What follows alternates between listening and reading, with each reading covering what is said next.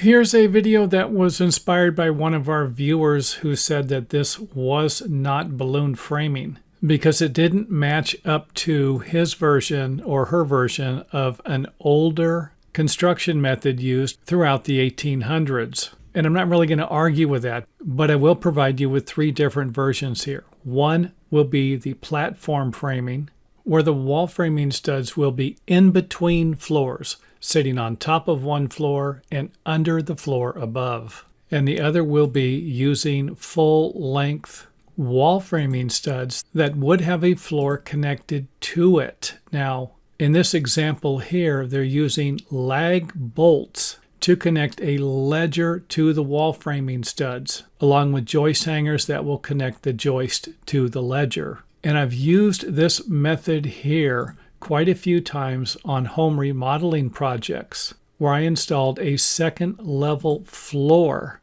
or maybe filled in a floor, or did some type of floor repairs. And I've also worked on projects where this was an approved assembly method from a structural engineer. So again, this is often referred to as balloon framing by a variety of different people who work in the construction business. And I'm also not about to suggest that something like this might be called something different than platform framing.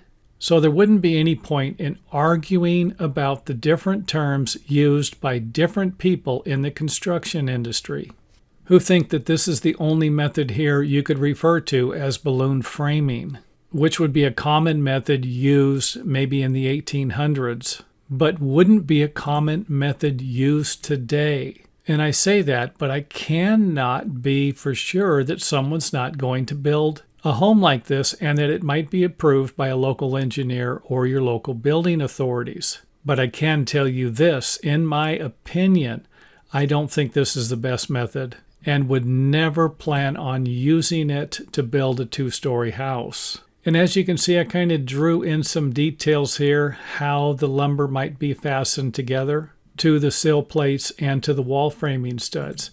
And if you notice here, the wall framing studs are right next to the joist. You're not always going to have that. You could have a situation where the joist is a little further away from the wall framing stud. So don't get hung up on the fact that this is the only way to build this either. And for those of you wondering why we don't have plywood in here or OSB, that's because this method here would have been something I was just trying to keep more in line with that would have been built 100 years ago. And we also have a window in here. The doors would be framed similarly to the windows. And not too difficult, the wall framing studs go all the way from the bottom floor to the upper wall framing plates, and can have blocks. These blocks can also be located on the lower level.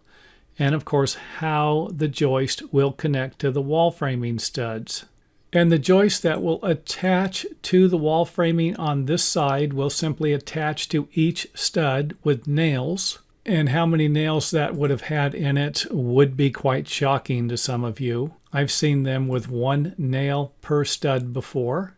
And my guess is that that would be to save money on the project. And as far as the upper wall framing, you're probably not going to see a double framing plate like this. You're probably going to end up with a single framing plate, and that's going to fasten together something like this. And of course, we're not going to have any building hardware for this house. And the joist will be sitting on top of a 1x4 or a 1x6 ribbon, or at least this is what we used to refer to them as. And you would simply notch the 1x4 into the wall framing studs so that the joist could sit on top of it.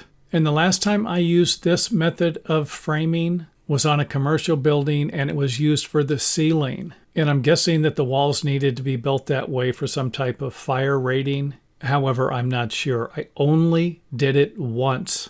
And it was similar to this right here, where we nailed the 1x4 into the wall framing studs and then sat the ceiling joist on top of the ribbon and then nailed the ceiling joist to the wall framing studs. And of course, how it might look if it was framed over a window there. And if you notice, we don't have a solid header here. I was trying to keep with the times. And I still see plenty of framing like this today. It's weird because where I'm at in Southern California, I've never seen it on a set of building plans, even though I did use it a couple of times on some remodeling projects I was working on.